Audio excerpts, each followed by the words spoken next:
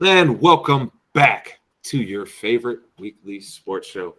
It is ITC Sportsball, and I am, of course, your man, Jerome Span. And we've got the number one hot take master, that spitter of that fire. He rips like Dylon spits. He is that man. One of the 5 greatest rappers of all time. It's your boy Swag. I can't even say it with a straight face. Oh, it's your boy Swaggy Mace here. Ready to come back. More hot takes. I'm ready to spit fire today. Let's do it. Daryl, don't just sit over there, bro. You know who you are. And of course, we have the resident troll of ITC. He is that dude that comes along, he sees the fire going, and he's like, throw gasoline on it. Let's throw it on there. He is that man, Daryl. No gasoline.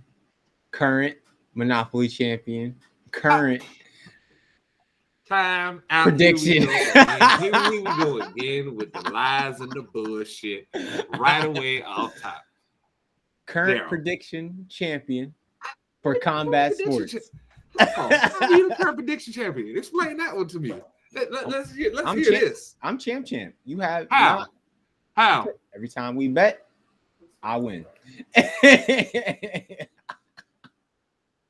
Mace, factual or not, has this man not been running from making another bet with me since I paid off my end of the bet? Has he not been running? He said he only takes strategic bets. Exactly. God. There we go. He only hey, when the spread is favorable, that's the only time he's taking a bet.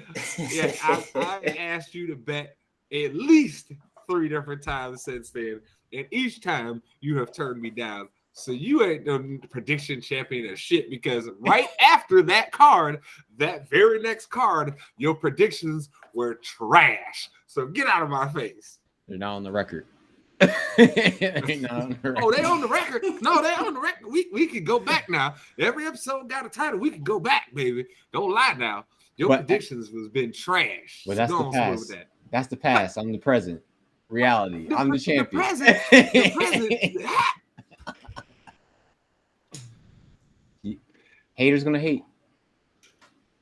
This is what I be talking about when I say he throw that fucking gasoline on everything. This is what I'm talking about. You see that? I came here calm. I was a Christian this morning when I woke up. And he has done this to me. What? Oh shit! But yes, of course, we are back again, ladies and gentlemen, to give you our takes on everything hot in sports this week. But we have to start with that dumpster fire of a dunk contest. Mace, Daryl, I have to ask you guys, it should it be exactly what I said? Can we now acknowledge that I was right when I said we just need to throw the whole damn contest away at this point, that it's pointless at this very time and place? Because look, there's not one dunk that was done that went viral. What went viral was how awful everything was, and Shaq looking in the crowd like this. Hey, when Kareem got up and walked off, bro.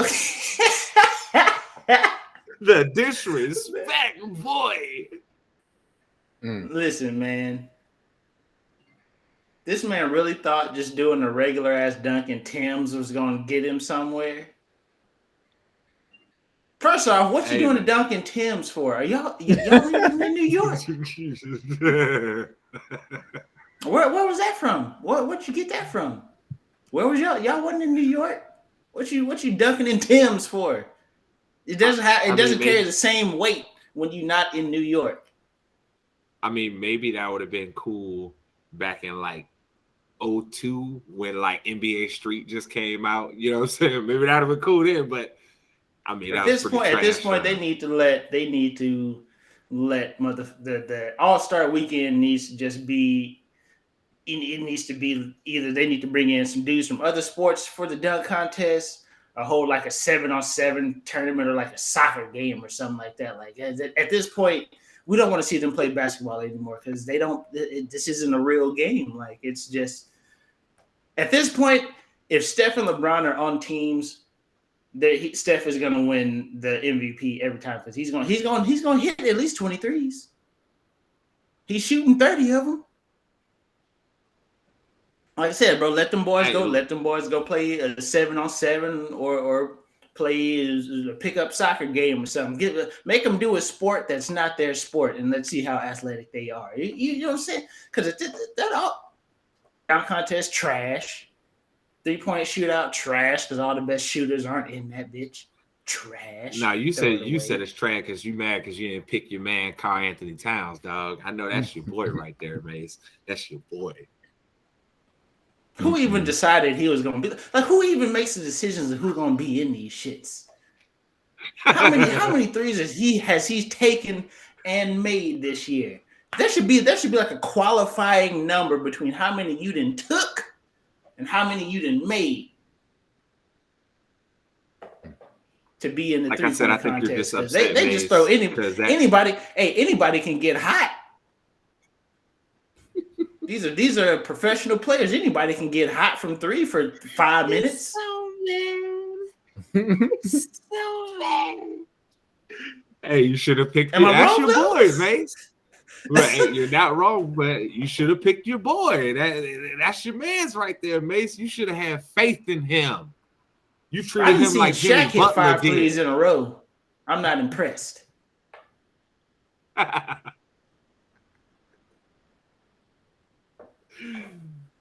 That's your boy, though, Mace. That's your boy. I need +5 points on my Timbs. I need +5 for an armband. I need some finger wraps, +6. Maybe that can balance out my weight when I jump for the dunk. You know? All I got to say is I saw a whole bunch of trash on that Saturday night. In my personal opinion, worst dunk contest we have ever seen. Now, look, in a close second is that one that Nate Robinson shouldn't have won when he had to try his same dunk 562 times before he made it. So that's close second. But this is, and there's no and no slight to Andre Iguodala in that dunk contest who put on a damn show in that one, right, and got cheated. My issue with that is Nate Robinson and his 783 attempts to make one dunk. I was done with that after like the first 3. I was done with it. It was like, okay, let's move on. But yeah, the NBA has to do something. Mace, I think the only way you should keep this dunk contest around, and you guys tell me if I'm right or wrong on this, is that at this point, the only thing to be interesting for me is if you might as well go get those street dunkers. Go get the guys that really be out here just doing that. Their focus is showboating dunks. Let's say, hey, you'll get a pool of guys, right? At NBA, if you take this idea, all I ask is that you say, hey, we saw this on ITC Sportsball, and that man Jerome Span came with, I don't need no money for nothing of this. Look, just give me my credit so people will come look at me and say, hey, that guy's pretty smart. I know. I know it's kind of sick, right? I want you all to look at me, but shh, don't tell nobody. Regardless, regardless though, take get a pool of street dunkers and have like some legends pick from those guys. You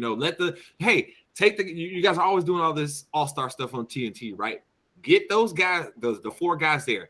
Get a pool of 8 guys. They both get to pick everybody gets to pick 2 guys to dunk for them, right? And whoever wins, the money goes to that guy and some to whatever charity that they chose, right? Because at this point, we're not going to get the best dunkers in the NBA, and we're not going to get any true entertainment value. So what are we even doing this for if we're going to keep going about this? You can change the format 500 million times. The format wasn't the problem. The problem was that the entertainment in the dunks was gone because you're not getting the guys that are the best at dunking. You're getting high-level NBA players, but you're not getting the best dunkers out there. Not the ones that everybody wants to see. I mean, for what 15, 20 years here, basically, we've been like, man, if only LeBron would do the dunk contest. You know what I mean? And it never happened. Look, and in all those years, think about it. We had one time where he was like, yeah, I'm throwing my name in the hat for next year. And then next year came about and he was like, I don't know what you're talking about. I ain't say that shit. Yeah, he's tired of people asking him, bro. He's just, let me get them boys off my neck for a year about this damn dunk contest. Let me just maybe seem like I want to do it because I really don't. So honestly, would you guys prefer what I put out there over what the NBA is doing currently? Yeah, like I said, either that or just make them do some other shit besides basketball for a weekend, man. Like, let's see who is really an athlete out there who could have focused on another sport and been good at it. You know what I'm saying? Like, let's see who's a real athlete out there. It does refreshes the whole narrative right there. Get some randoms. Go ahead and just. Like I say, either go get them professional dunkers, or make them boys play football or soccer or some baseball, something. Make them do something else, because this is just getting ridiculous, man. I mean, I didn't watch any of it, but I was waiting for Twitter or Facebook or somebody to jump off with a oh my God, such and such dunk was nothing. Or just have something to do, like something wild or viral. But you can't. This is the one year. It's probably like I haven't seen anything viral about All-Star game. Like nothing. Yeah, bro. Something fancy. It's the same old stuff. It's been completely terrible. NBA, you need to change your All-Star format. And then I mean, even the game itself, like they've done so much to that game. They need to go back to the regular format, man. East versus West instead of guys.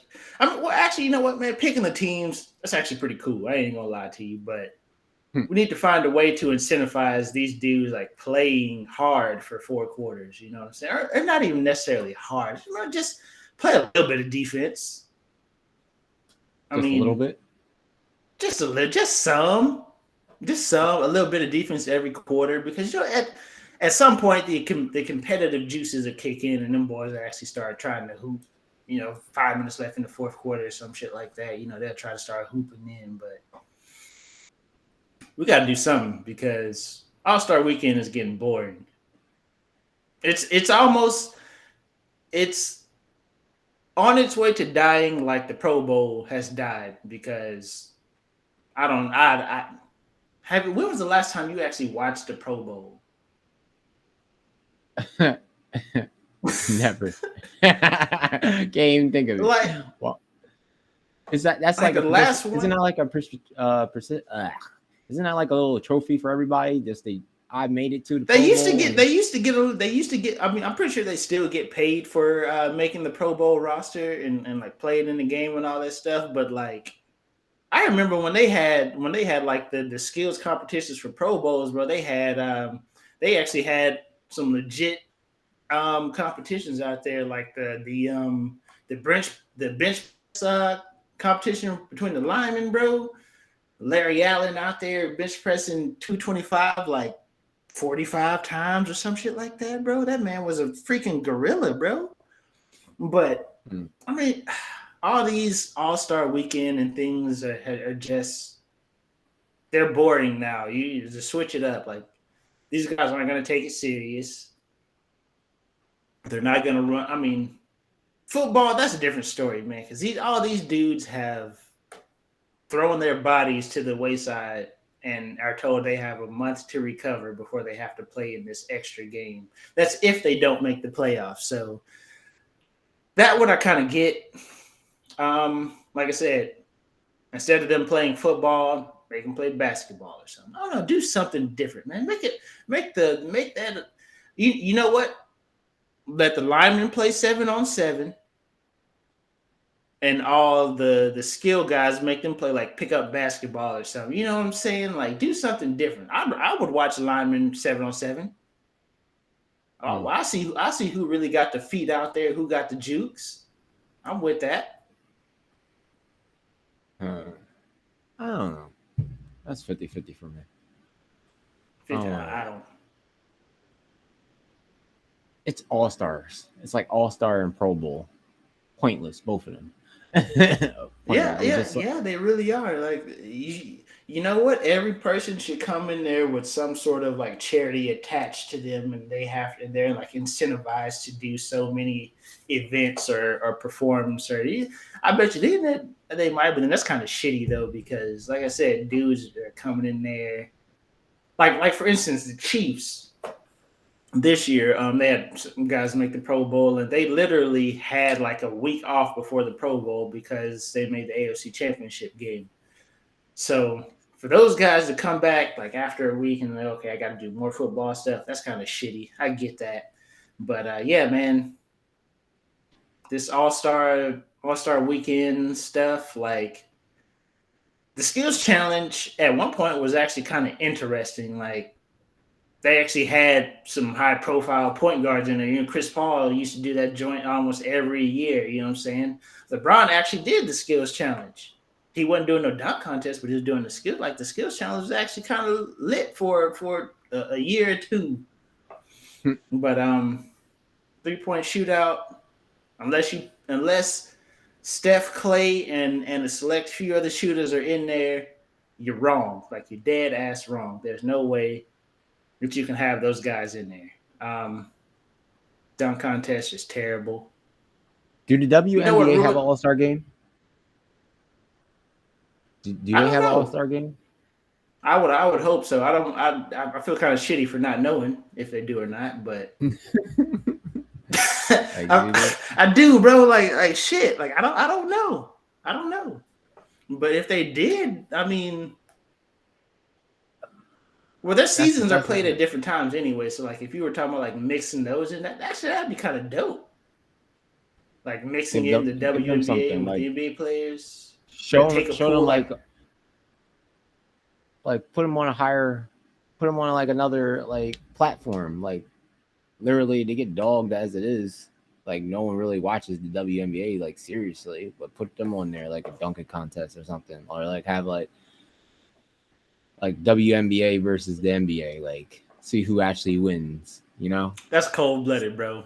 Like get the best of the best. No, that's kind of shitty though. Like if we just played like some like if they just fucking mix the group, like take like I would say half the pool of NBA, like whoever the All-Star vote is, take like half of that, cut it in half, add the All-Stars from the WNBA, excuse me. Then you add them, and then you add the chicks from the WNBA and let whoever the captains are choose between NBA, WNBA players and play the game like that. That'd be dope. I'd be down to watch that. But as its current format, All-Star Game, Pro Bowl, throw them both in the trash. I'm not with either of them. Trash. I say, would you watch if they had Candace Parker and all them in the All-Star weekend hooping with the dudes? Because Candace Parker gonna give it to somebody. She's probably gonna try to fight somebody too, because that's just what she about. She with the shit. Just 100% a fight. Oh yeah, Candace Parker with the shit. She gonna fight somebody.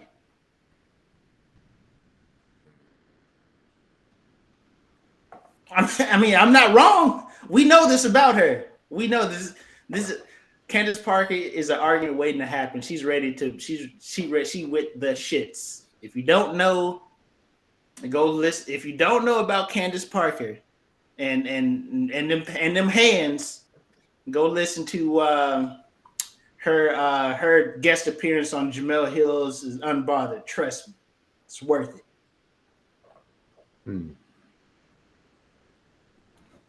I done told y'all boys about messing with people from Chicago. We may be nice, but we crazy. Okay, I may have a smile on my face with a whole lot of crazy hiding behind that smile. Okay, there is a joker inside of each one of us. To make it through wintertime out here, you have to be half crazy, but not simple. I mean, it is what it is. But regardless, though, NBA. Look, I know we got off on a total tangent there. NBA All-Star Weekend. Y'all need to figure that out, because whatever it is right now, this ain't it. I said, yeah, that wasn't even my madness, and y'all had me going off like that. Sweat. He lost his mind for a minute there. He lost his mind. He couldn't help himself. Sorry. Let's move this along. But yeah, they also, people, while we have a few minutes, you see this on my forehead here with the whole events from this Russian invasion of Ukraine. Chelsea's ran by a Russian. The owners is a Russian citizen, Roman Abramovich or whatnot. He has Hold on, say it. No, you say it right. That's your boy, Mace. Hey man, he ain't my man. He ain't my man right. He ain't my man right now because he ain't running. No. Hey, he ain't running. Your man last year. He was your man last year when y'all was winning that Champions League. Though. Listen, with new information, I make new opinions. Hey, so you see that? It's real convenient, Daryl. You see this BS? For those that don't know, like this is like so. This whole this Russian invasion is affecting more than just like the war. Like it's having an effect in sports everywhere. You got Russian athletes all over the world are outcrying like to stop this shit. We don't want to be a part of this. I mean, this is crazy. But back to my team here. Oh no, you want to talk about the craziest part? The craziest fact: Champions League finals already been moved out of there. Yeah, they said. UEFA said no dice, none of that. Yeah, that's wild, man. The world has pretty much turned their back on Russia, and I do have to commend Roman Abramovich for being able to step away from the operation of Chelsea during this time. I mean, who knows what his relationship is with the hierarchy in Russia? You know me. I assume that him and old Vladdy, they kind of cool because he be getting money from suspect places. Come on, Mace. You know exactly what his relationship is. You just don't want to call your team what it is, which is Vladimir Putin's British Premier League team. You don't want to say it. You just don't want to say it. We ain't going there. We're not going that far.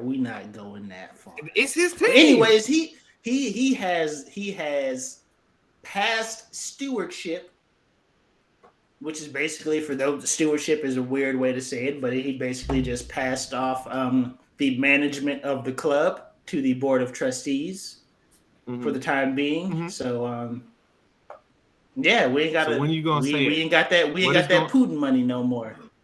Hey Mace, why was he having problems with getting a visa to work in England? What was the issue exactly that he was dealing with? What was that? We all know who his homeboy is, man. We know who he ride with. We ain't going there, bro. But he got some things to work. He got some things to work out back in Russia. You know what I'm saying? He might lose all his funds. He might lose all his money. So he is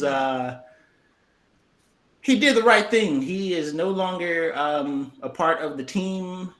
I guess he can take stewardship back. I don't even know how that shit works, but right now he's not. So that is our world news segment.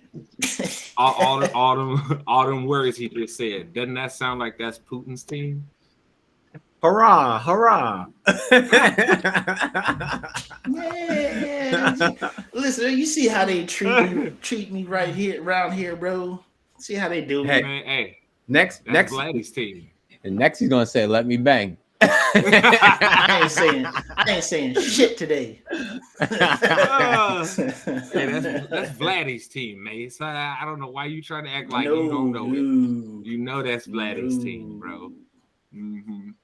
He may have sprinkled a little influence on our monetary gains here and there. The British government seems to think differently of what you're saying. That's the people of West London's team.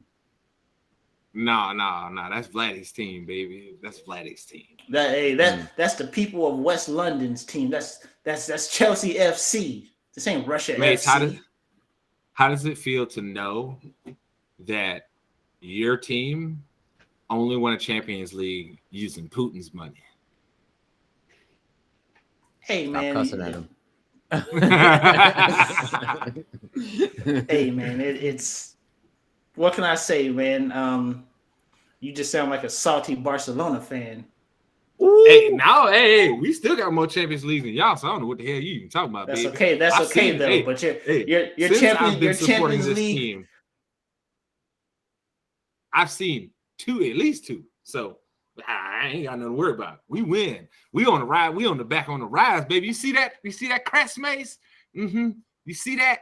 It's because we got Chavi in there now. He brought us back home to play the ball we supposed to.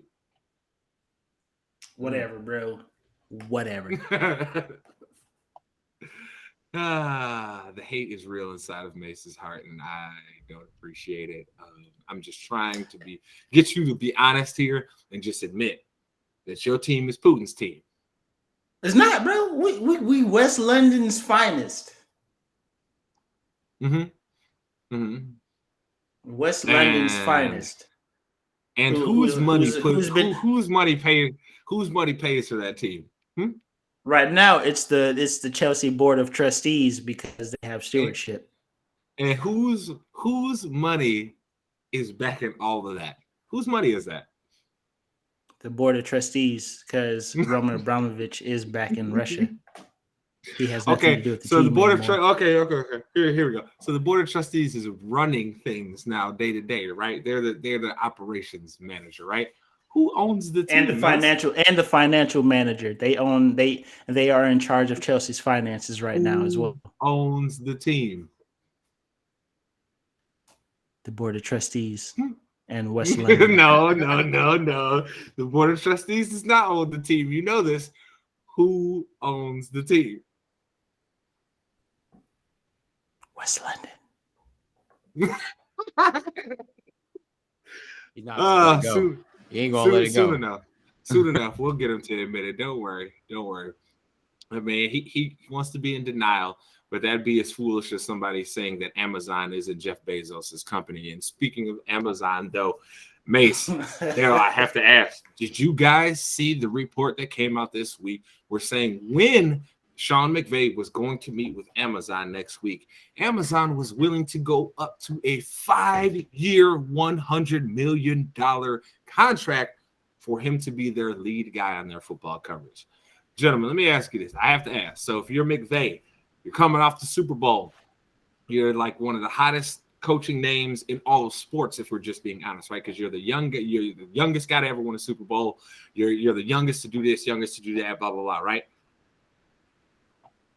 Would you have left and went and got that Amazon bag? Because think about it. At the end of the day, there's no way in hell any NFL team is ever going to pay you $20 million a year, right? It just won't happen.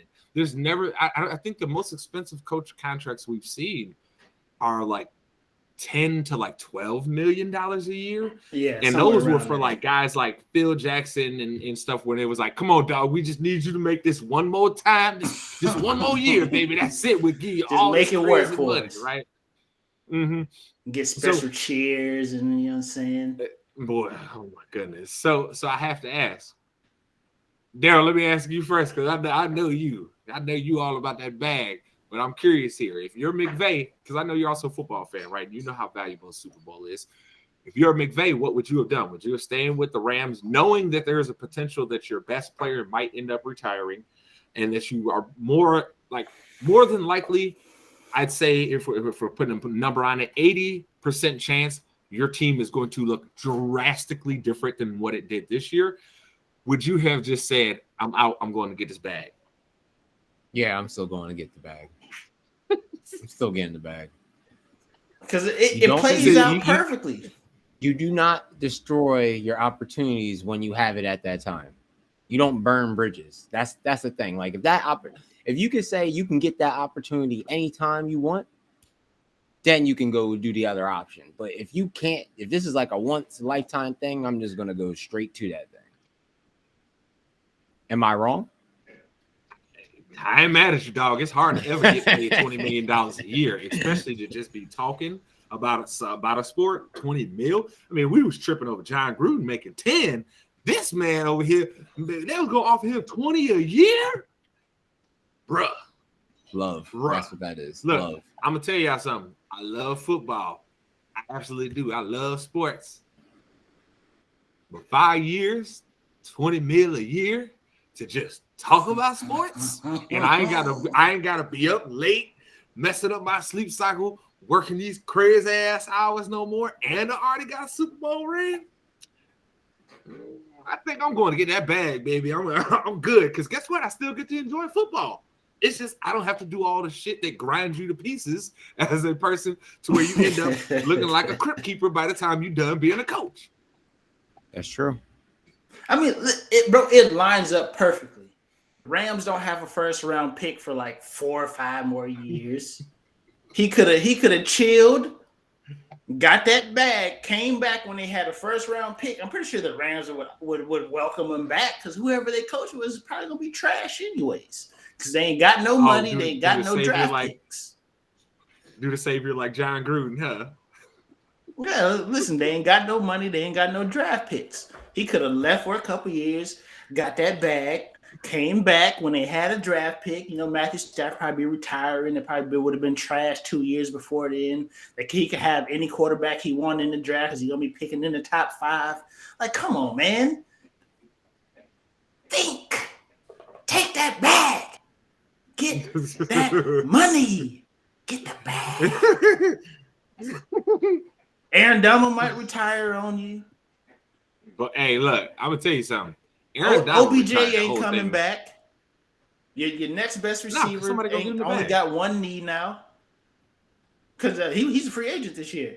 I mean, at this point, OBJ got to take as much money as he can get because he got 2 bad knees. Well, let's just talk about it for real. Beyond those guys, right? Let's say both of them are out of the picture. You're also losing your left tackle, and we know damn well if you ain't got cap room, or if you ain't got cap room or draft picks, you ain't getting another left tackle that's worth a damn. So it's gonna be looking kind of scary out there. Mm-hmm. Hey man, it is what it is, bro. Like it's not a good situation. You can say what you want to about Sean Payton being burnt out of coaching. He got out of there because them boys ain't had no cap room and no quarterback. Oh yeah, absolutely. Hey, look, let me tell you something. Sean Payton got tired of robbing Peter to pay Paul. He said we kept going all in. Think about it. They said what, like 5 years in a row. They basically went all in with the Drew Brees thing and said we're gonna try and get one more Super Bowl appearance at least out of this, and they didn't even get that right. So Sean Payton, I think, was just done with that because he knew what's coming. Like for all y'all Saints fans that think we lying, y'all about to be in for a rude surprise. You think it was bad this year? I'm sure a lot of y'all Saints fans is upset because you've gotten used to a certain level of consistency. Y'all boys better get them paper bags ready to put back over your heads because it's about to get ugly. Hey, Mace, all of us, we grew up in that time when what do we know the Saints fans? Them fans that was the ants. You got to put them bags over their heads because they didn't even want to be in the stadium because they was so garbage. Okay? They better go get that voodoo queen back in there to throw a hex on that new stadium, boy. They better do something because it's about to get rough in there.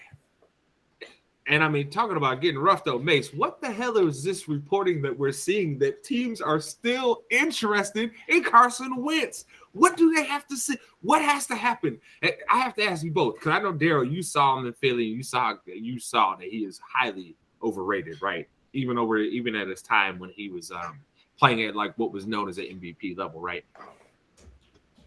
Why are teams still riding with this Carson Wentz train? Can somebody explain this? Why would you give up anything of value for a dude that you know is going to throw you out of games consistently? What the hell is going on? Because people have hopes and dreams and wish things can get better. And that's all I got to say.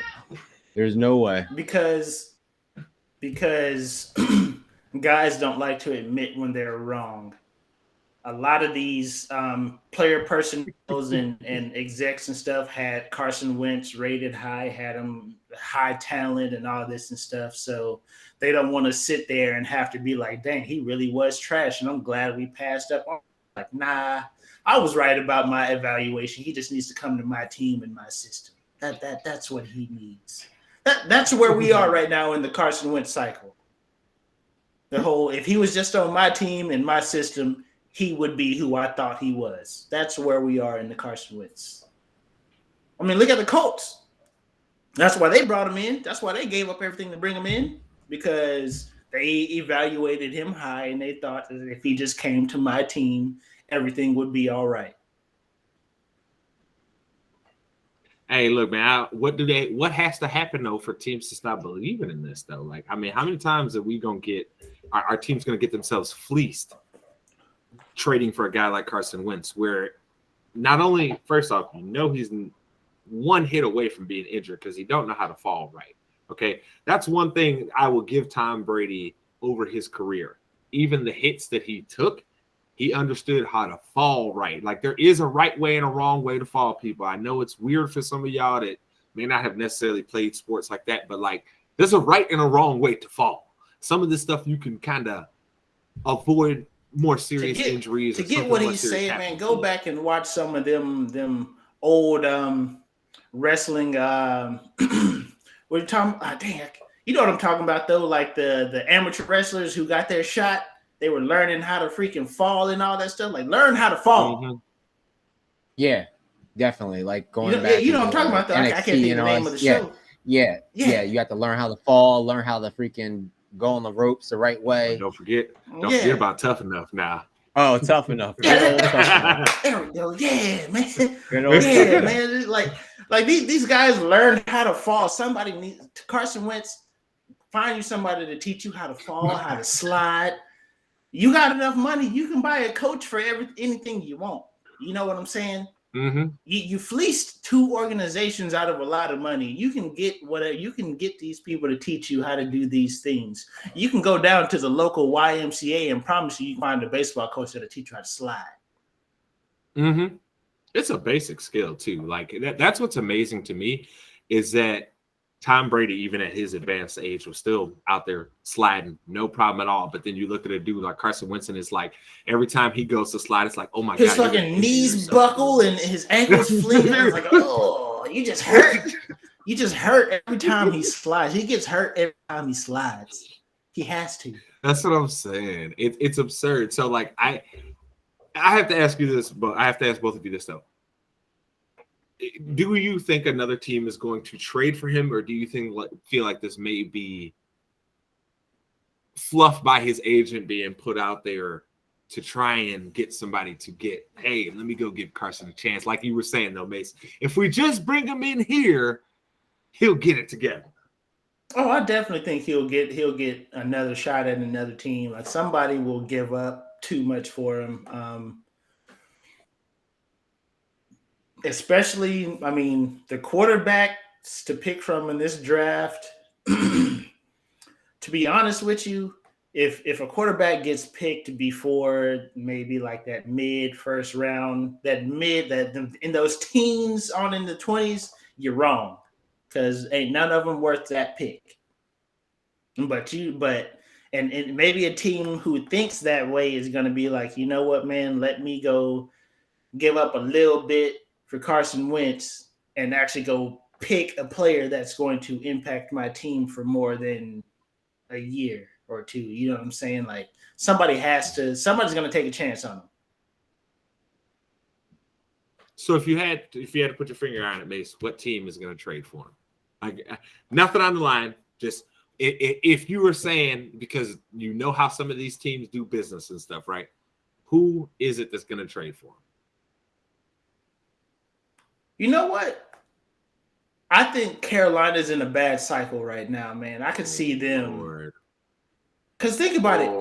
Sam Darnold didn't work. They gave up a lot. What do they have to lose by giving up what they have left for Carson Wentz? No, I don't even agree with this. Just throw him on the Panthers. That's what he said. That's what he said. He said Carolina. Oh, wait. I didn't hear him. Sorry. I was like, this guy over here. But yeah, man, like that's it. Like, what do they have to lose? They gave up a lot for Sam Darnold, didn't work out. They obviously have some skill talent. They have some talent, and they could just be like, hey, we got the talent for Carson Wentz. Let's see if he can still be that player we evaluated him to be X amount of years ago. I say Carolina. You know what the worst part is? I don't disagree with you at all. I think it is a very big possibility. If not for the fact that they had just drafted Zach Wilson, I think the Jets would have been a team that we must definitely say that. But here, this is my dark horse here for you, Mace. And you're going to be like, man, I could totally see that. The New York Football Giants, Mace. You know he looks just like they love him to look up there. You know he's got the look, baby, of just how they like to get him in there. So, I mean, think about it. They could say, oh, we're bringing in some competition with Daniel Jones to see who's going to be the best quarterback. And all, baby, I'm telling you, hey, tell me I'm wrong. Hey, regardless of who's their starting quarterback, the team – it don't matter who they bring in, bro. Let him come there. Fine, let's do it. I'm prepared. Do that. Hey, Giuseppe, I'm sorry, dog, but you even know just like I do. He look just like y'all want him to, baby. I mean, hey, you know, I know not you, Giuseppe. I'm sorry. I know you my man's. Not you, but you know that's how your team get down, baby. They say he's got that certain look to him. He's got that it thing. He's got that it factor. Can't figure out what it is. Can't really name it. He's got that it factor. Throw an N in there. He got that INT. That's what the hell he got. They forgot a word. They forgot a letter. Shit. They forgot a letter. Bro. Oh man. I can't. Oh shit. Oh my goodness. He's dead. Oh. They're dead. Oh man. But man, speaking of people continually tricking themselves into bad decisions, what the hell is Grambling thinking about hiring Art Briles? For those of you that don't know about Art Briles, I know I've said on here consistently, shout outs to Stu guys. Art Briles, you can go right to hell, okay? And when you go to hell, make sure you say hello to Art Briles, right? Look, man, Art Briles is a scumbag that was covering up all the rape accusations and sexual misconduct and stuff that was going on at Baylor. He was doing it very, very like gully too, like real crazy. I don't want to get into the details because some of it is kind of graphic. And you know what I mean? I know some people don't necessarily want to hear that with their entertainment, but please, if you have, there's been a lot of reporting done on Art Briles by a lot of great reporters on this, but just understand fully in the view of ITC, he is a scumbag that can burn in hell. So, plain out simple, Mace. Him and Mitch McConnell can bunk together. Hey, Daryl Mace, I have to ask, for a historically black university to hire this dumpster fire who still stands not accused of the things, it's been proven that he was doing this. Proven. What the hell are they thinking when you have schools like Jackson State bringing in guys like Deion and really empowering him to improve their program? Why the hell would Grambling do something like this? Because, man, the NCAA saw Deion out there stealing these ESPN 300 graded high schoolers and was like, hey, bro, we got to send a sleeper agent in there to take this place down. But seriously though, man, this is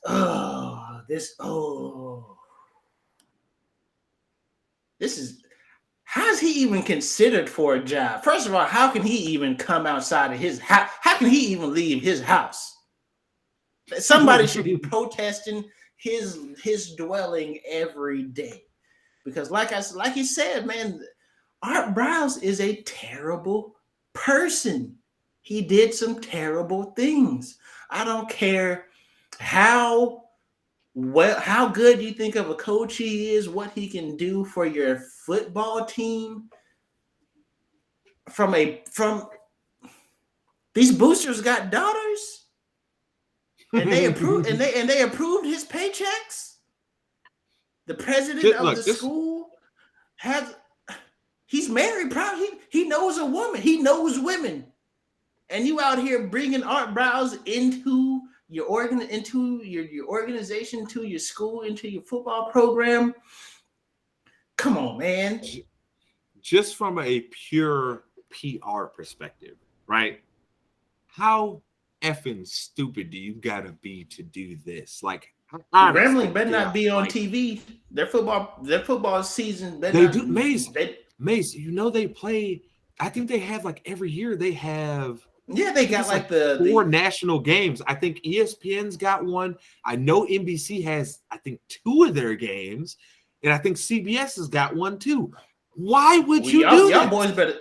Y'all boys better step up and take that game away. Hey, bro, Art Briles is a part of this program. You ain't gonna be on our network. We need some real actions right now, because this is ridiculous. Art Briles should not have a job coaching anything or anywhere. Hey, you know what team he could coach, Mace? He could coach the prison team. That's what he can coach. You feel me? He could coach the longest yard team. That's what team he can coach. Well, yeah, that's about as good as it gets for Art Briles at this point, man. Yo, this is just ridiculous. Just keep in perspective, people, for why Mace reacts like this is because you have to understand something. If not for the fact of him being a football coach, anybody else in that position that was involved with covering up the things that he did would be in prison. Just understand that. There are literally laws that he violated, but the only insulation he has is that they were able to say that, well, he did his job and because of their system that they had in place, even though he was involved in cover-ups and shit. It's the whole convoluted thing with the NCAA, right? But just understand, he actually broke federal laws. He broke state laws too. And yet, what is Art Briles doing now? Getting another check from Grambling. Disgusting. Fucking terrible. It's amazing how that ends up. I'm sorry, go ahead. All about the check. All about the check. He shouldn't be getting one, though. But look, though, there's good black head coaches out there that you can hire. Nope. I want the check. Well, but he's the offensive coordinator. But still, that doesn't make it any better. There's good black coaches you can hire. Period. They see color. They see color. That's the difference. They see color.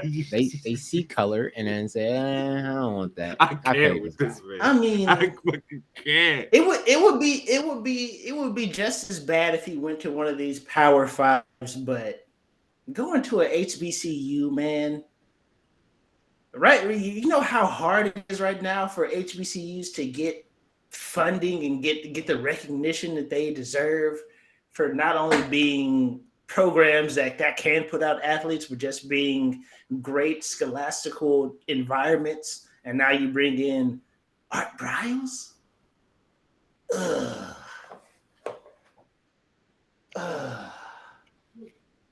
Hey, all I got to say is somebody getting fired over this. I can tell you that much because the Washington Post already put out a story about hiring his dumb ass. So that's the luck to you there, Grambling. Somebody's getting fired. But speaking of people out here making horrible decisions, people's out here talking real crazy and got my man real fired up this week, ladies and gentlemen. So this is, of course, your favorite segment of each and every week of ITC Sportsball. This is a trip into the mind of a madman.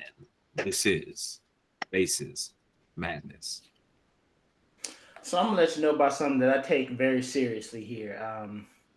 All you little trolls trying to discredit the Big Three.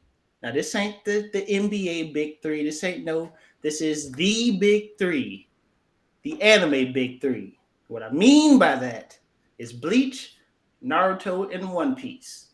All you trolls out there that are trying to tell us veterans, the ones who got made fun of for watching anime in high school and middle school, us, the vets, that our big three is not the big three because of the new revelations in the anime world. Now that studios are having these big ass budgets to make episodes and they're visually stunning.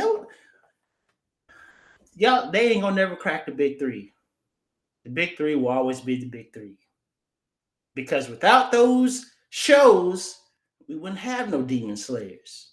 We wouldn't have no My Heroes, Black Clovers. They wouldn't be hot in America if it wasn't for Naruto and One Piece and Bleach. They wouldn't have $5 million anime budgets per episode. They wouldn't have none of that.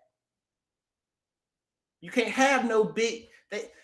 The big three is an untouchable entity. Not because they're just great, but because of the way they carried anime on their back from Japan to America.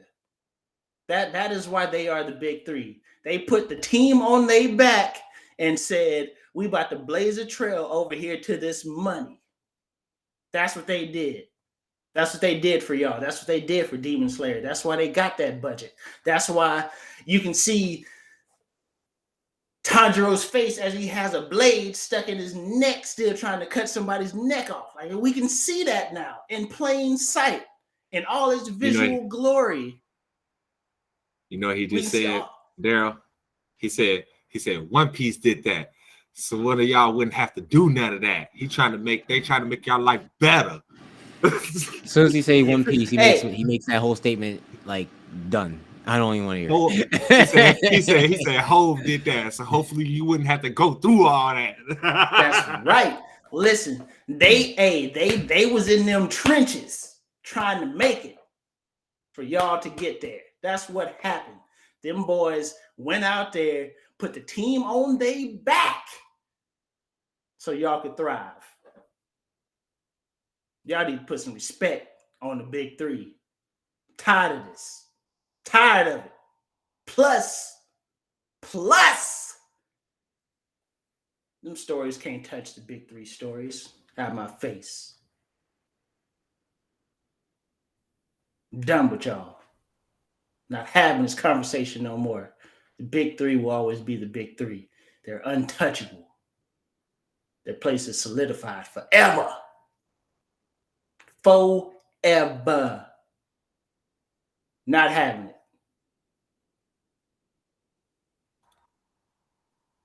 He loves that. Y'all better stop messing with this man about his damn animes. You know what? But this is like, because of y'all clowns out here on the internet, this is about the 5th anime rant that Mason had to make. Y'all need to get your acts together because I know what he's saying may offend some of your sensibilities, but I have a real big surprise for you. Your feelings are too soft. Mace is right. You can go to hell. And when you get there, go see your boy Art Briles. But again, ladies and gentlemen, that was a trip into the mind of a madman. Ladies and gentlemen, that was Mace's Madness. But we have to keep things moving along here just to... Don't you tell me what to do. look, okay, this is some insight for y'all here. We have a chat and everything, right? This man Daryl trying to tell me how to steer the ship. I know where I'm going. I got this. Don't tell me what to do. I got a whole little statement to make, and that's gonna get us right there. But you had to say some crazy stuff. See, now you set me off. So now let me get here. Okay. Goddamn Daryl.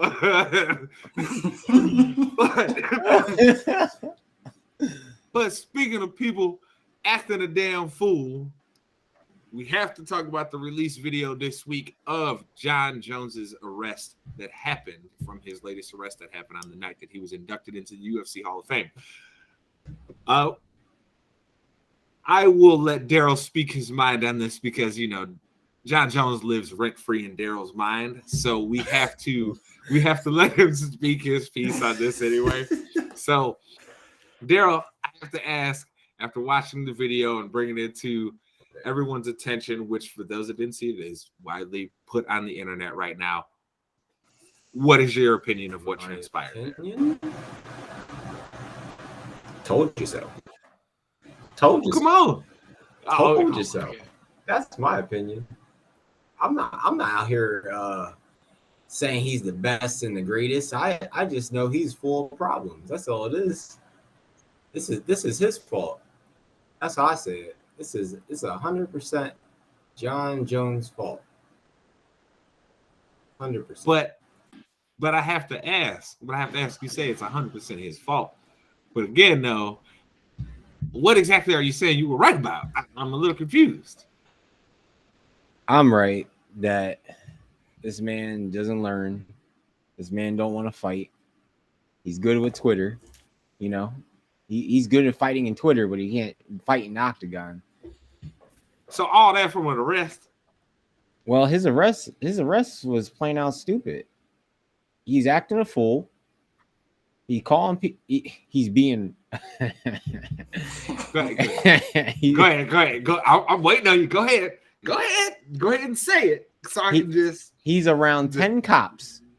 10 cops. I know the narrative about white cop, black cop, right? But you have the nerve around 10 cops to smack your head on a police car more than 10 times and then calling them crackers and saying, I'm John Jones and I just got inducted in the Hall of Fame. Like that has any kind of weight to it. Shit, I could just say I'm a billionaire and don't lock me up. They want to still smack me with a stick. Like, what's the difference? Like, it's just crazy that he acted that way, even though the narrative was spun that he didn't do none of this. He didn't beat his wife and everything else. Now we hear on the reports, you got him crying about how lonely he is because his fiance left him. And after that, on top of that, you have this video coming out just showing, well, this is an embarrassment, but I'm going to be heavyweight champion. No accountability, John Jones. This is what this is.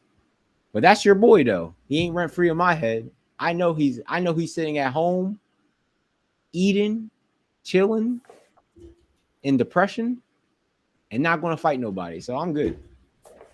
I'm Gucci.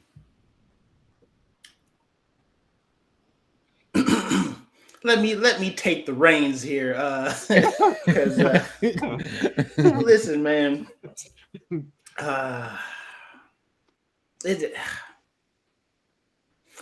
You kind of feel bad for him, but at this point, it's like he's just a destructive person, man. And then the craziest thing about it is he has brothers who have had this type of success, like in a different sport, but like they are successful individuals. They need to sit his ass down. Parents, get whoever you need to get into and be like, listen, bro, you are destroying your life. You're destroying your career. You're affecting more than just you. This affects us as a family. Like they got to get him off the streets. Straight up. All right, we understand. This is like that was supposed to be a great time for him. He just got inducted into UFC Hall of Fame. He probably knocking them drinks back. You know how it is. You celebrate. You didn't accomplish some shit a lot of people will never get to do ever. But man, John Jones is going through some shit, and somebody needs to get a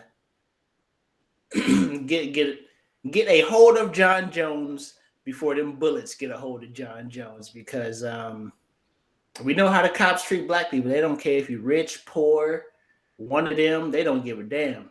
If you black, You are the suspect. Goddamn, you fit the goddamn profile. You can't out here be acting crazy around the police. No better than that. This man needs some help. Everything Mace just said is true, but I have to address what Senior Daryl was over here saying. Okay, first off, I don't know how the hell you get to the conclusion that because he got arrested, he don't really want to fight. Okay, we have gone over this over and over, sir, and I have told you over and over, I am not going to sit here and hate on a black man trying to get their money from a racist white dude who has notoriously been underpaying everybody in their organization. So no, I'm not going to hate on somebody trying to get that guap. Get your money, fighters. That's why you hear more and more of these fighters every time they come in our interviews when people ask them dumb questions like, hey, why wouldn't you take this fight on short notice? Pay me right and I will. There has not been no short notice fight for John Jones. He doesn't. Hey, have they ever tried to pay John Jones right? Did they ever try and pay him right? Or hasn't this issue of how much money he's getting paid been an issue that's been going on now for like, I don't know, 5, 6, 7 years? I'll tell you this: have accountability. You signed a contract. You didn't read your contract. Work your contract out, then make a new deal. I don't think it's. See, but is it not fair? There. You're doing a lot of work. Is that not fair? You're doing a whole lot of work. Is it not fair to? Is it not fair to outperform your contract and ask for a better deal? Like, is that? I mean, that's kind of how the free market system works. If you feel like you deserve more, you can ask for more. And if they don't give it to you, you can go to somebody else that gives you more. That's kind of how this whole free market system works. Also, I have to ask though, Daryl. Also, very simply, where else could he have gone at that time to make comparable money? Go to Bellator. Is Bellator paying anybody comparable money? Okay, I'm asking you: is anybody making comparable money? But if we're going to be in reality, at that time, no, they weren't paying money like that.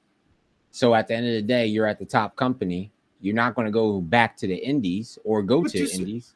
Just because it's a top company don't mean they're paying people right. But so when WWE was the top company in wrestling for how many years? And there is many stories about them finding ways to not pay people the correct amount of money. What you talking about? So let me ask you this then. If you have a contract and you work and your contract states that you have to do whatever, but you outperform what you were doing, you're telling me you're going to ask for more after you already signed the contract for what you had to do? You're damn right. Currently? Damn right. Yes. I outperformed my contract. Yes. I'm going to say, guess what? You're going to pay me right. I'm going to hit them with that Riley Freeman. Think about it. Pay me what you owe. John Jones is out here. Anytime he has a pay-per-view, he's bringing in X amount of millions of dollars for the UFC, and he gets a fraction of that. Come on. There's nowhere in the history books that John Jones was like a top pay-per-view. According to what history books exactly is that? The history books of the past. When was John Jones a top?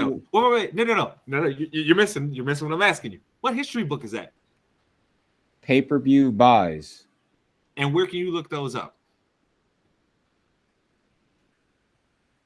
Hold up. I want to confirm this. Who's providing you with the information?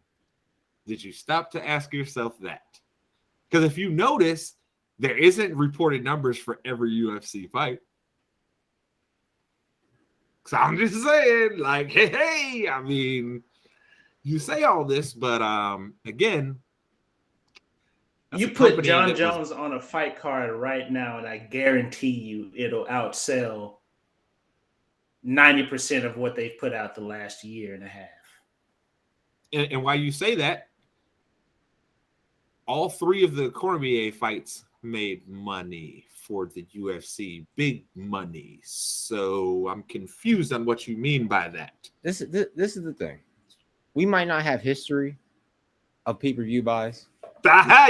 Mace, are you seeing how you just realized the reality of what I'm saying? Because I'm not going to go on recency bias. But at the same time, how does Israel be one of the top people to sign a contract? What did he do? Did he complain about contracts? Did he complain? He just did it. It's kind of like next man up, though. No. Time out. Remind me of something. How many defenses does Izzy have of the middleweight title? 5. John Jones cleaned his division out twice before he started saying, y'all need to pay me more. So what we talking about? Okay, how many fights was on his deal? You have to put that in perspective, too. Again, though, the point is that he outperformed his deal and he asking for more money. And you like, no, Buckaroo, you signed the deal. Wait. You need to go on in there. You don't get to renegotiate. He cleaned it twice. The company's making what more are you talking money. about? Cleaned it twice. He cleaned out his division twice. Everybody asked in his division twice to get to the title. And then when he got the title, their ass on the way up. Beat people ass again. He beat a bunch of old people. Yes, he beat a bunch of old people. That was one of the best dudes in the division. What are you talking? Old dudes, a bunch of old people in the division. John Jones. Hey, John Jones is old now, and he's still better than these guys in the division. Yeah, like Lyoto was dropping dudes. No. Anderson Silva was in his 30s on their back. Anderson Silva was in his 30s and beating guys, okay, that were younger than him. What does it have to do with old guys? What does that mean? It wasn't the same competition back then that is for John Jones now. There wasn't. So you trying to tell me you could throw any of these current light heavyweight? Why is it that George St. Pierre was able to come back and win the belt then so easily if there's so much better of competition? He's a better draw than John Jones, and you know it. No, man, he didn't even answer the question. Okay, no, but check this out. Don't even bring up GSP. GSP sold more than John Jones did in his whole career. Oh my! And who did the UFC promote? What are you talking about? Promote? Who was the UFC promoting? So you out here saying that you will promote a bad egg. Who did they promote? So you telling me right now it doesn't matter what the guy does and anything else. If he gives you bad PR, I'm going to promote him anyway and throw thousands and millions of dollars into him. You promote people saying racist shit. So what's so wrong with this guy? John Jones did the same thing. You promote people saying racist stuff. So what's wrong with this guy? Bad PR. So racism isn't enough bad PR, right? That's not enough. It's like that. We don't draw the line at racism. No. If you had to take racism out the whole darn thing, come on, baby. No. If you had to take racism out the whole thing, you're telling me right now we can't do that in America. Jones I'm just saying in a perfect world. So if I had to put John Jones, Anderson Silva, and Rampage, right? If I had to put all of them together, you're telling me who, if you gave that to a casual, who would you rather want to see? Out of those three? In their primes, you talking? Mm-hmm.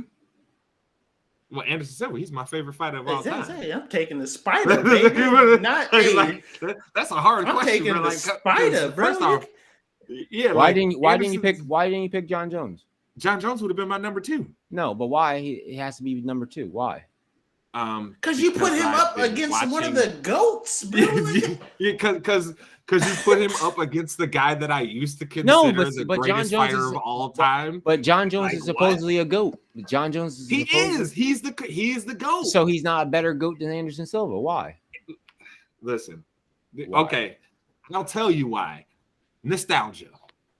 I'm not gonna front to you. It's nostalgia. And on top of that, did you see the way that Anderson knocked some of these dudes out? Come on, baby. Oh, so he's interesting.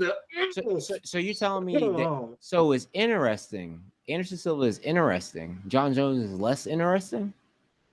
No, I'm just simply saying Anderson Silva has some very, very spectacular highlights. Like when you do this to a dude and you're going backwards and hit him with a straight and knock him out. I mean, come on, bro. Foot meets face. When Vitor's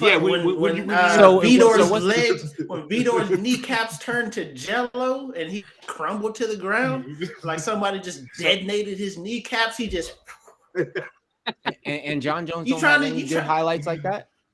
Oh no, he's got some. Like when he choked out Leota standing up and threw his lifeless body to the ground. And when we getting back to that whole point of clearing out the division twice, Leota cleared out the division and got slept. Shogun cleared out the division, got sent packing. Rashad Evans, same thing. Why you talking trash about who he beat? It's funny how you forget those. It's amazing. I don't forget. John Jones is before he beat Leota, nobody was beating him like that. And then after that, everybody was like, "Oh, so he can get knocked out." Dudes couldn't touch Leota Machida. And then John Jones get in there, finished him. Shogun, saying that Shogun was out there tearing people a new ass, sent packing. You just Rashad Evans Jones, and at some point you're gonna admit it. I will say this though. I will say this to the point of what you're talking about. Like, that man need to get his life together. He need to get his act right.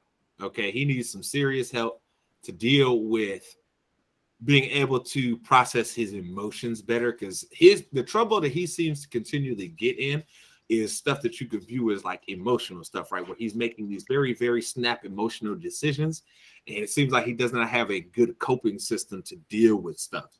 He needs to get some help to figure that out, to get his life right. Like May said, before something terrible happens to him, like potentially losing his life at the hands of the police. Because look, man, you're a big black dude.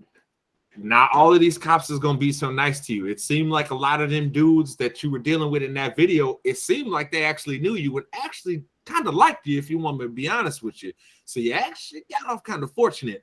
There's plenty of cops in this country that they see a big dude like you acting like you were, you're getting shot, my homeboy.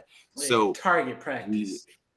You better get it right before something bad happens to you. I hope he can get his life together. I'd like to see him fight again in the UFC. He, like I said, he's one of my all-time favorite fighters. I will never dispute that. But yeah, he needs to get his life right, because he's got bigger things to worry about right now, like the rest of his life, than he does about another UFC fight. So if we don't ever see him in the UFC fight again, in the fight that we want, right, with him and Francis, that sucks, right? It's gonna suck. We all been kind of waiting on that fight and hoping to see that. We thought it would be really cool, but it doesn't look like we're gonna get it. And if we don't, so be it. But John Jones, get your life together, brother. Get your life together, because it's a dangerous world out here when you're no longer the famous UFC fighter John Jones, when now you're just big black man John Jones. So get it right, baby. Get it right. Twitter fingers, John Jones. Twitter fingers. I can't with this man. He hates John Jones so much, bro. It's so crazy. Yeah, he really hates this man, dog. Like, oh my goodness. I think I'll be a fan of Jake Paul before I'll be a fan of John Jones. Wow, bro. That's messed up. At least he's actually doing something and actually saying. He's actually What is he doing? What is he doing? Talking shit and getting in the ring. There we go. And fighting a bunch of washed up fighters in a sport. Doesn't matter. He's still getting in the ring. He's still getting in the ring. So still getting in the ring. Go ahead. Still getting in the ring. I don't even know how to really move forward from that. So I'm gonna just say, all right, we gotta talk about Juwan Howard out here losing his damn mind. Okay. Look, Juwan, let me practice this real quick, because I want people getting angry at your boy. Juwan, understand why you reacted the way you did. Another grown man decided he was gonna put his hands on you like you was a little boy, instead of just letting it go and doing what coaches do all the time when they're mad at each other. Just don't even do the fucking handshake. Just keep it moving, right? I get it. And yes, you didn't punch the man. You more so muffed him, slapped him up in his face, right? You more so mushed him, you know what I mean, than anything. But you can't do that, because you're supposed to be the dude to set the example for all of them dudes on your team. And if I'm gonna talk about how a lot of these other coaches are being hypocritical by sitting here just doing, sneaky underhanded stuff, guys like Urban Meyer out here preaching how you need to live such a clean life, but we really know Urban out here dirty dog. And we see what Urban do in his restaurant now. We know what it is, baby. So if I'm a dog, them dudes, I got to get you too. You can't be out here mushing another coach like that. Now look, if you and that man in the back and y'all talking somewhere and you happen to mush him there, I still don't think you should do it because it's a bad look. But it's way better than what you did. Because look, man, like we were just talking about, you cannot be out here presenting yourself as out of control, raging black man. Because even if you in the right, like Ryan Artest and them boys were when they went and did what they did in Detroit, they're gonna always view you as the bad guys, right? You're always gonna be viewed as the people, the monsters. You know what I'm saying? You're always gonna be viewed as that. So you got to be careful what you're doing. But yes, Juwan Howard, I think you should have chilled that out, bro, because honestly, you put some of your players in a situation to where they had to throw some blows that wouldn't have been necessary if you didn't take it to that next level. So, Mace, do you feel like it's a two-pronged question for you? Do you feel like what he got as far as suspension-wise was fair, and just your overall thoughts on how the incident went down and how you think it should have been handled? So yeah, as far as the suspension goes, I think that's kind of spot on. The regular season was is close to being over for them, so yeah, he's got to sit those games. Like I said, he's supposed to be setting the example. Regardless of how you felt about the coach, how the game turned out,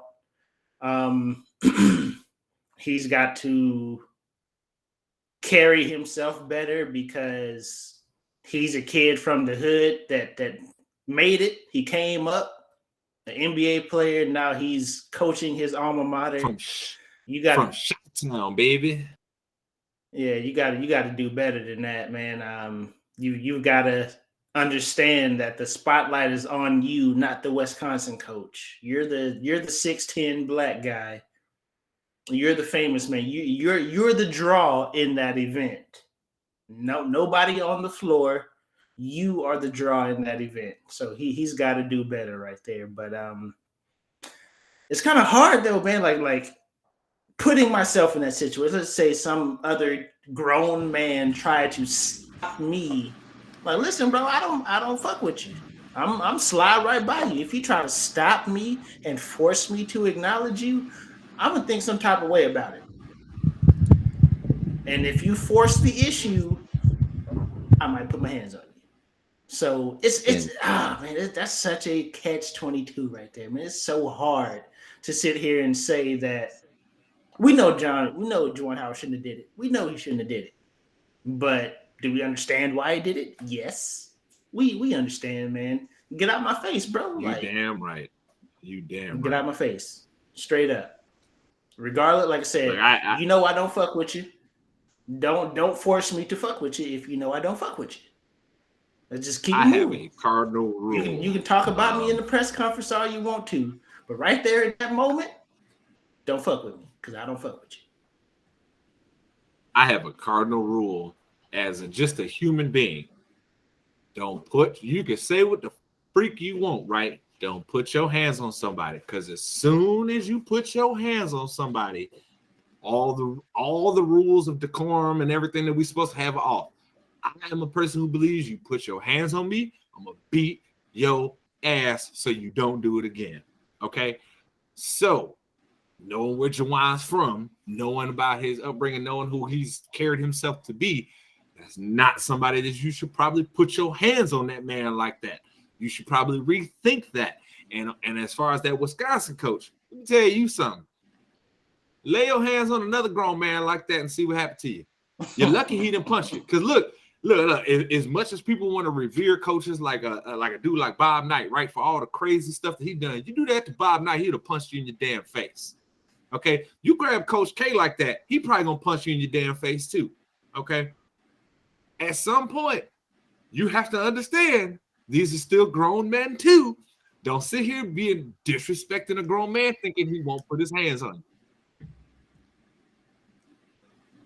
I mean, look, isn't that a fair rule? Don't put your hands on another person. Yeah. Keep your don't do it. You see it. You saw it in Juwan Howard's face. You saw it in his face. He wanted nothing to do with dude, and he stopped him anyways. He's like, you're going to acknowledge me.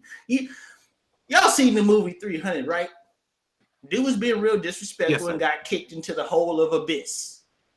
That could have been that little short coach from Wisconsin. He could have got kicked across the basketball court. You feel me? He made it out lucky with a mush. He got out good with a mush. If you Juwan Howard, Daryl, would you react it the same way? Because look, I'm not gonna lie to you.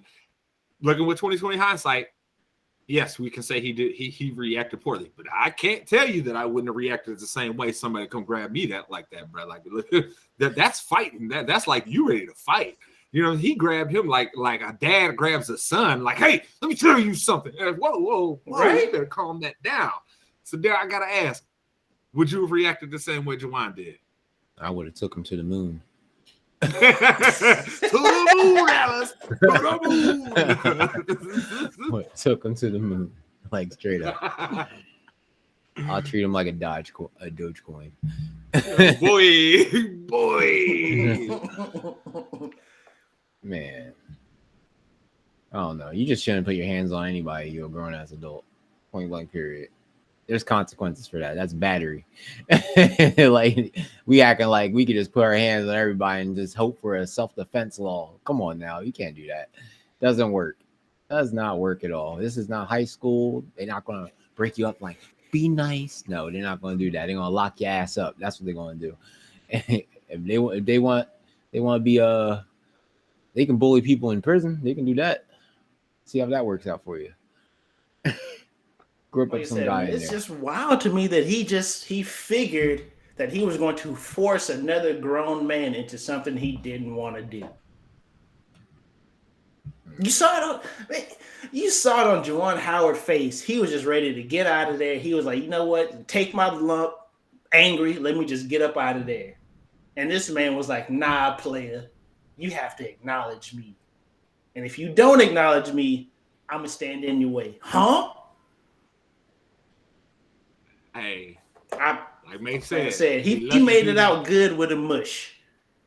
He lucky he didn't catch that. This is Sparta. Like he really. You feel me? He really is. I could have kicked that man out of the entire arena, bro. Like he got out good. He came out like a bandit in that one. And then did you hear his whack ass defense afterwards, trying to act like he didn't do nothing wrong? It's like, nah, player, nah, something ain't right there with what you saying. And thinking of when people saying things and they don't really realize that they're telling on their damn self. Gentlemen, I have to ask, did y'all happen to see what Mr. Paul Dano said about how he couldn't sleep while he was filming the Batman due to playing a terrifying Riddler, right? So y'all know what movie he also played in, right? He also happened to play in 12 Years a Slave, and I ain't see him having no problem sleeping when he was playing a racist. So you kind of tell it on yourself, my boy. You kind of tell it on yourself. You sound stupid, just like the damn Wisconsin coach sitting here. Just word salad, but you tell it on yourself.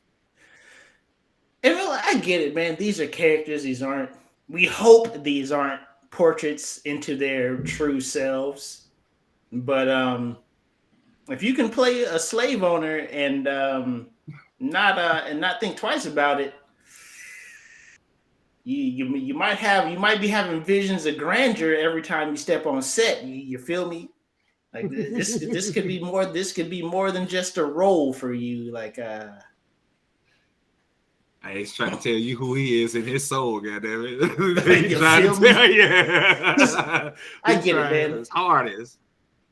Knowing anything about the Riddler character, you do understand that he's not a mentally stable individual. We understand it's kind of like how the whole dynamic with Heath Ledger and the Joker was. These weren't mentally stable characters, and he portrayed them. He portrayed the Joker well. You know what I'm saying? Like that could probably cause issues. It did.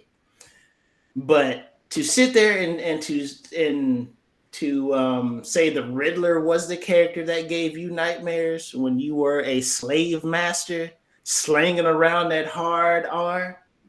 That you didn't think twice about that when you didn't have no like, dang man, like people really got you didn't have no like, I just feel dirty saying this. I feel dirty collecting this check. Like you didn't have none of that. There was no point in time where you're like, oh man, this feels wrong. But I'm gonna get my money, but this feels wrong. Like, I can't. The Riddler did it for you, bro. The Riddler did it for you. He was sleeping like a baby playing a slave master baby. Hey, like I said, my man was having visions of grandeur on set. Out there thinking of a yesteryear that was much better than today. Goddamn.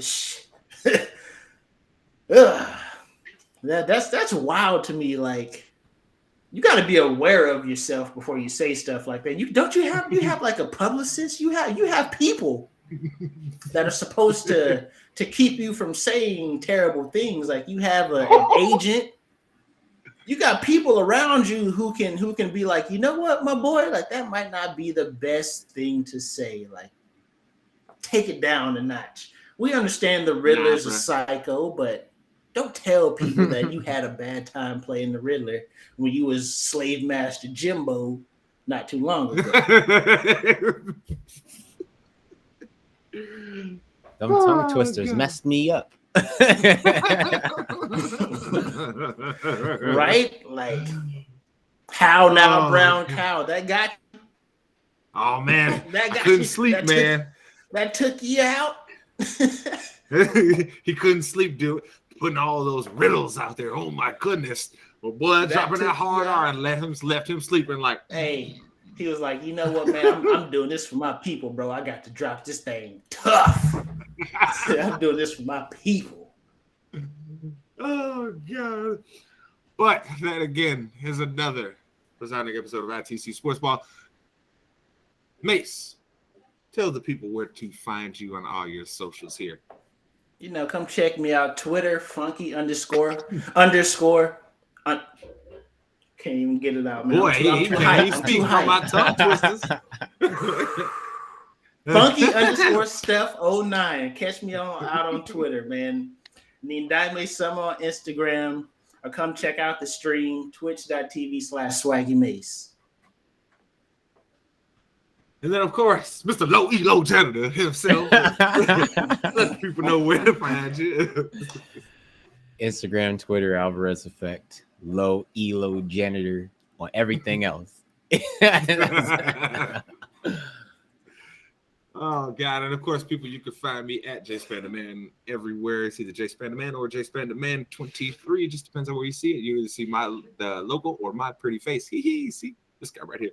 But yes, that was where we are. But of course, we have, like I said, we have got more content coming for you. We try to do better for you each and every week. But again, people, this is another episode of your favorite weekend sports show, ITC Sportsball. Both of y'all was way out. Jesus Christ.